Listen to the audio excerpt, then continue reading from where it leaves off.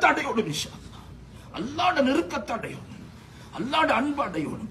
எனக்கு என்ன துனியா பெருசில்ல, என்ன மனைவி பெருசல்ல, என்ன பிள்ளைகள் பெரிதில்ல, என்ன கணவன் பெருசல்ல, எனக்கு அல்லாஹ் பெரியவன், அல்லாஹு அக்பர், நான் அல்லாஹ்வுக்காக வாழ்றவன் என்கிற உணர்வு தான் ஹஜ்ஜி எங்களுக்கு உண்டாக்கும். ஹஜ்ஜி இந்த உணர்வை தருணம் எங்களுக்கு. யோசிப்போம் இன்ஷா அல்லாஹ். அல்லாஹ் கபூல் செய்வானாக. இதே இடத்துல தான் அந்த தொடர்ல வந்த ரசூலுல்லாஹி ஸல்லல்லாஹு அலைஹி வஸல்லம் அவர்களும் ஹஜ்ஜை இப்படித்தான் காட்டி தந்தார்கள். மக்காவுடைய தியாகங்களை இப்படித்தான் காட்டி தந்தார்கள். எல்லாருக்கும் மத்தியில் கண்ணியமானவர்களே, அல்லாஹ்வுடைய பக்கம் ரசூலுல்லாஹி ஸல்லல்லாஹு அலைஹி வஸல்லம் மக்களை அழைத்துக் கொண்டிருக்கிறார்கள். அல்லாஹ்வை அறிமுகப்படுத்துகிறார்கள், அல்லாஹ்வுக்காக வேண்டி வாழுகிறார்கள். எவ்வளவோ கஷ்டங்கள், எவ்வளவோ சிரமங்கள், எவ்வளவோ சோதனைகள்.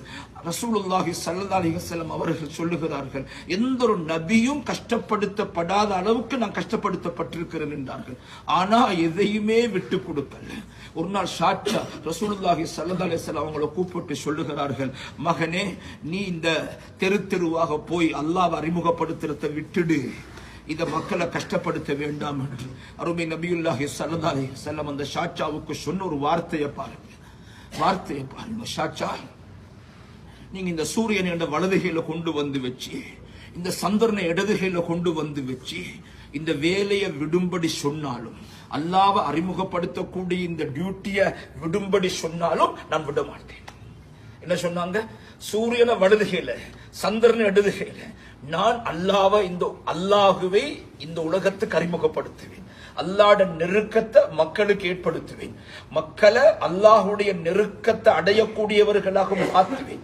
இதுதான் நபியுடைய பணியாக இருந்துச்சு. கண்ணியமான சகோதரர்களே, நிறைய கஷ்டப்பட்டார்கள், நிறைய சிரமப்பட்டார்கள். நாங்கள் இந்த சம்பவங்கள் எல்லாம் அடிக்கடி கஷ்டப்பட்ட சம்பவங்கள், தாயிஃபுடைய சம்பவங்கள், மக்கால் இருக்கும் பொழுது, சுஜூதில் இருக்கும் பொழுது அவிந்த ஒட்டகத்துடைய அந்த குடல்களை போட்டது ரசூலுல்லாஹ் தலையை தூக்கி கொள்ளையிலாம கஷ்டப்பட்டார்கள். முகத்தில் துப்பினார்கள், முகத்தில் மண்ணை அள்ளி கொட்டினார்கள். இப்படி என்னென்ன விதத்தில் அநியாயம் செய்ய ஏழுமோ செய்தார்கள். ஆனா அருமை நபியுல்லாஹி ஸல்லல்லாஹு அலைஹி வஸல்லம், நான் அல்லாஹ்வுக்காக வாழக்கூடியவன், அவன் அன்புக்காக வாழக்கூடியவன், அவன் அன்பின் பக்கம் மக்களை திசை திருப்போனும் உண்டே வாழ்ந்தார்கள். இன்ஷா அல்லாஹ். கண்ணியமான சகோதரர்களே, இந்த ஹஜ்ஜில அல்லாஹ் எனக்கும் உங்களுக்கும் தௌஃபீக் செய்வானாக. அல்லாஹ்வை அடையணும் இன்ஷா அல்லாஹ்.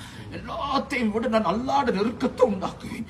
நாங்க ஹஜ்ஜிக்கு முன்னால் உள்ள காலங்கள்ல சில தவறுகள் செய்திருப்போம். கண்ணால, காதால, நாவுகளால நாங்க கடமையான தொழுகைகளை தவறி இருப்போம். நாங்க அல்லாஹ்வுக்கு பொருத்தமாக நடந்திருக்க மாட்டோம். வியாபாரம், கொடுக்கல் வாங்கல். நீங்க முடிவெடுங்க இந்த ஹஜ்ஜில வச்சு இன்ஷா அல்லாஹ்.